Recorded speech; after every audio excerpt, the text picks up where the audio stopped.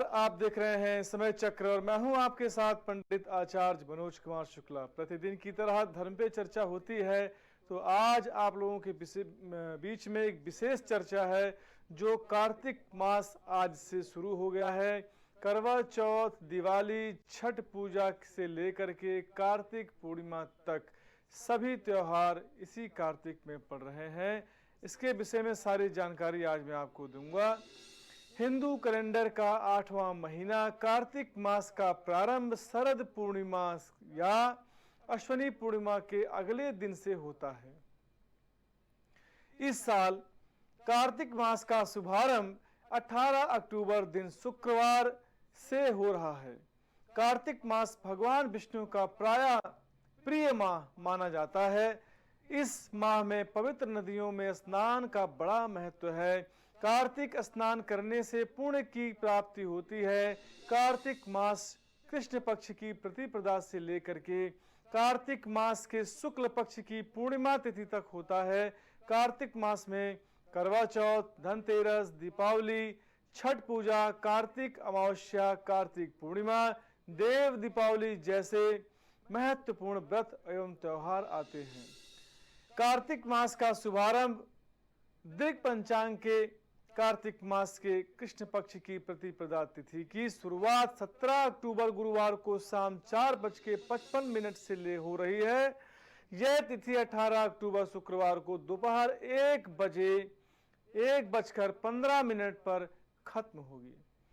उदया तिथि के आधार पर कार्तिक मास का शुभारंभ 18 अक्टूबर से हो रहा है।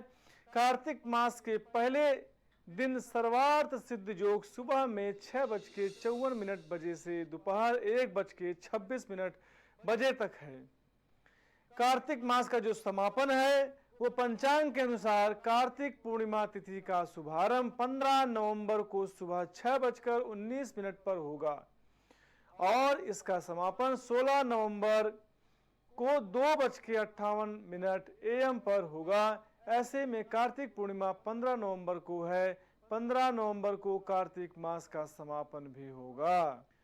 कार्तिक मास का व्रत और त्योहार जानेंगे। पूरे कैलेंडर में आपको बताऊंगा। 20 अक्टूबर रविवार को करवा चौथ है। 21 अक्टूबर सोमवार को रोहिणी व्रत है। 24 अक्टूबर गुरुवार को अहोई अष्टमी है और 28 अक्टूबर सोमवार को रमा एकादशी है। 29 अक्टूबर मंगलवार को धनतेरस भौम प्रदोष व्रत धन्वंतरी जयंती है। 31 अक्टूबर को गुरुवार को दीपावली लक्ष्मी पूजा है। 1 नवंबर शुक्रवार को कार्तिक अमावस्या है। 2 नवंबर शनिवार को गोवर्धन पूजा है, अन्नकूट है। 3 नवंबर रविवार को भाई दूज है। 7 नवंबर गुरुवार को छठ पूजा है। 12 नवंबर मंगलवार को देव उठनी एकादशी है। 13 नवंबर बुधवार को तुलसी विवाह है और 14 नवंबर गुरुवार को वैकुंठ चतुर्दशी है। 15 नवंबर शुक्रवार को कार्तिक पूर्णिमा, देव दीपावली, गुरु नानक जयंती, ये सारे त्योहार कार्तिक मास में ही मनाए जाएंगे। तो आइए अब आगे बढ़ते हैं दैनिक पंचांग की तरफ। तो 18/10/2024 श्री संवत 2081 साके 1946 तिथि प्रतिपदा, अश्वनी नक्षत्र, कौलवकरण तत्पश्चात तैतिलकरण, कार्तिक मास, सुबह कृष्ण पक्ष, वज्र योग, शुक्रवार का दिन रहेगा। चंद्रमा मेष राशि पे स्थित रहेंगे।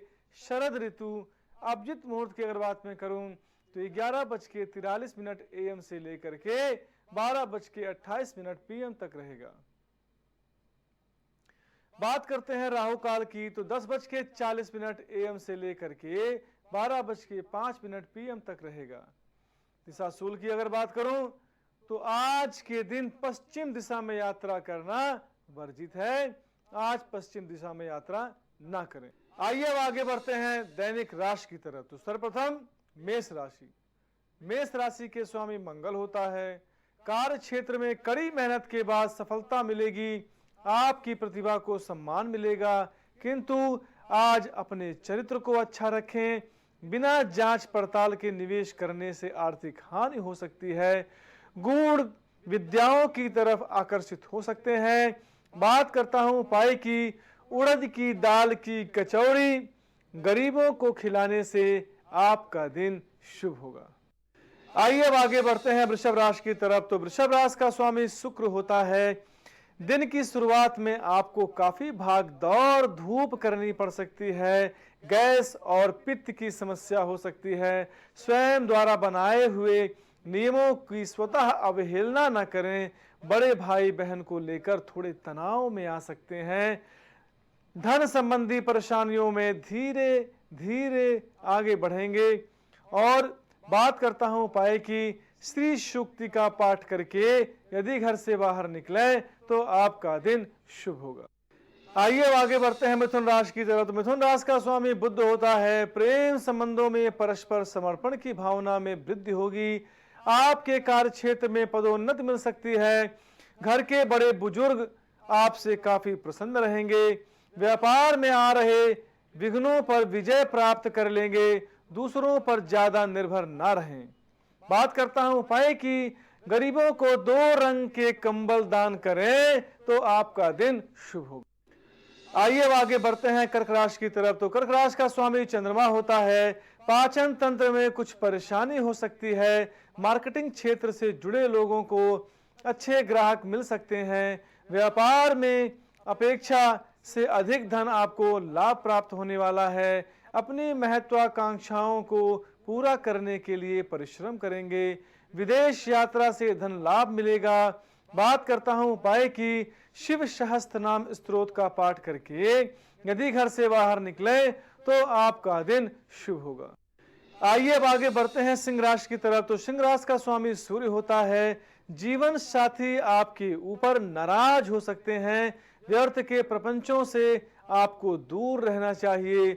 आपको सहकर्मियों के साथ नहीं मिलना है। शेयर और जोखिम भरे निवेशों में थोड़ी परेशानी होगी। शारीरिक और मानसिक थकान हो सकती है। तो बात करता हूं उपाय की। आदित्य हृदय स्तोत्र का पाठ करके यदि घर से बाहर निकले तो आपका दिन शुभ होगा। आइए आगे बढ़ते हैं कन्या राशि की तरफ। तो कन्या राशि का स्वामी बुध होता है। सामाजिक और व्यावसायिक क्षेत्र में नए विरोधी उभर सकते हैं। प्रेम संबंधों में शंका की भावना न पनपने दें। गुप्त विद्याओं के प्रति आपका रुझान बढ़ेगा। बच्चों की सेहत का ध्यान रखें। जिस काम में मन ना लग रहा हो तो उसे बिल्कुल ना करें। बात करता हूं उपाय की। हरी दूर्वा को पीसकर जल में मिलाकर भगवान शंकर की शिवलिंग पर अर्पण करें तो आपका दिन शुभ होगा। आइए आगे बढ़ते हैं तुला राशि की तरफ। तो तुला राशि का स्वामी शुक्र होता है।